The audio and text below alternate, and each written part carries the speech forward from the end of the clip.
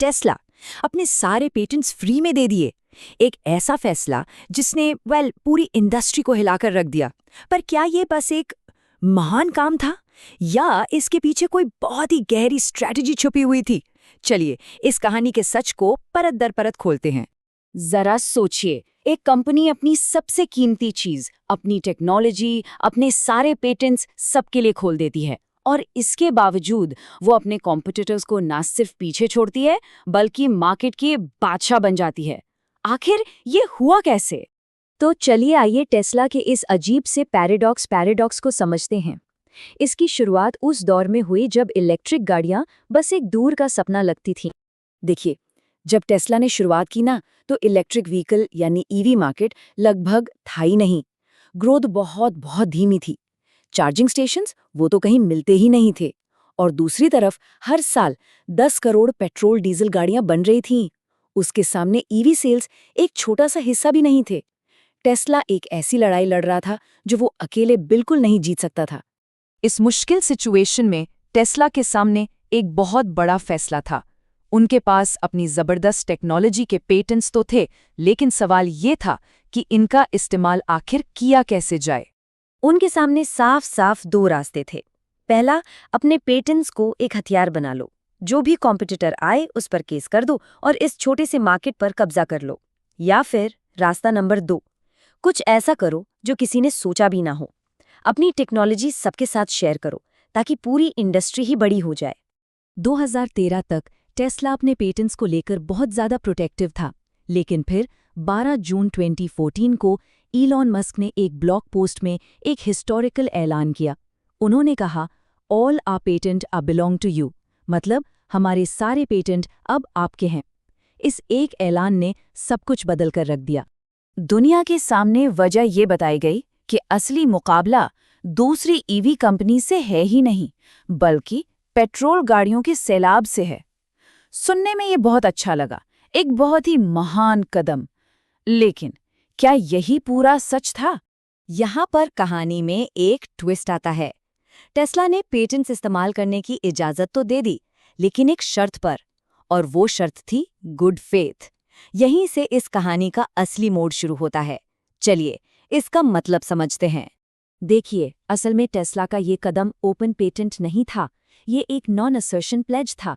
बिल्कुल साफ साफ शब्दों में इसका मतलब है, हम आप पर केस नहीं करेंगे जब तक आप हमारे बनाए नियमों के अंदर खेलेंगे। ये कोई लाइसेंस नहीं था, ये सिर्फ एक शर्त पर आधारित वादा था।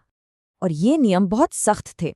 आप टेस्ला की टेक्नोलॉजी इस्तेमाल कर सकते हैं बिल्कुल, लेकिन बदले में आप कभी भी टेस्ला पर किसी पेटेंट इन्फ्रिंजमेंट का केस नहीं कर सकते, आप टेस्ला के किसी भी पेटेंट को चैलेंज नहीं कर सकते, और सबसे ज़रूरी, आप टेस्ला के प्रोडक्ट्स की नकल करके उन्हें बेच नहीं सकते। तो यहाँ सबसे ज़रूरी बात समझने वाली ये है कि ओपन पेटेंट का मतलब नो कंट्रोल बिल्कुल नहीं था। टेस्ला ने अपने पेटेंट्स छोड़ नहीं दिए थे, बल्कि उन्हें एक मजबूत ढाल बना लिया था। ये एक बहुत ही सोची समझी स्ट्रेटेजिक चाल थी, कोई दान नहीं। तो इस अनोखी स्ट्रैटेजी का बाजार पर आखिर असर क्या हुआ? चलिए देखते हैं कि इस एक फैसले ने पूरी इंडस्ट्री को कैसे रीशेप कर दिया। और इसका असर कमाल का हुआ। पूरा ईवी इकोसिस्टम तेजी से बढ़ने लगा। दूसरी कंपनीज के नए इनोवेशंस में टेस्ला की टेक्नोलॉजी की झलक साफ दिखने लगी। यानी एक तरह से सब टेस्ला के रास्ते पर चलने लगे। खासकर चार्जिंग टेक्नोलॉजी में टेस्ला इंडस्ट्री का स्टैंडर्ड बन गया। लेकिन इस गुड फेथ की शर्तों के कारण कंपनीज ने एकदम नई और अलग टेक्नोलॉजी पे काम करना कम कर दिया, क्योंकि उसमें एक लीगल रिस्क था। और अब आती है सबसे हैरान करने वाली बात। इस ओपन पॉलिसी के ऐलान के बाद टेस्ला की खुद की नई पेटेंट एप्लीकेशंस में 130% की बढ़ोतरी हुई।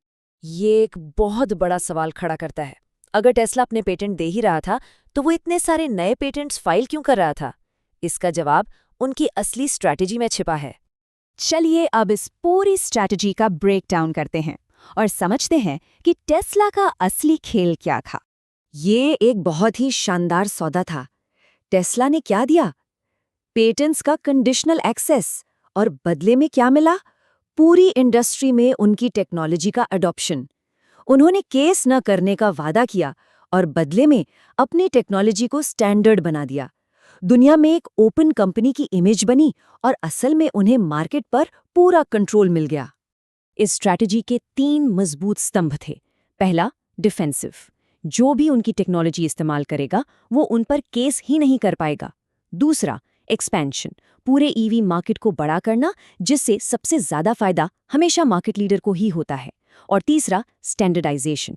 अपनी टेक्नोलॉजी को इंडस्ट्री का डिफॉल्ट बना देना, जिससे एक ऐसा इकोसिस्टम बने जिसका सेंटर टेस्ला हो। तो अब हम इस पूरी कहानी के अंतिम सबक और असली सच पर आते हैं। सच ये है कि टेस्ला ने अपने पेटेंट मुफ्त में नहीं दिए, बल्कि उन्हें एक ऐसे हथियार की तरह इस्तेमाल किया जिससे पूरी इंडस्ट्री को उनकी टेक्नोलॉजी अपनाने पर मजबूर होना पड़ा। उन्होंने खेल जीता नहीं, उन्होंने खेल के नियम ही बदल दिए।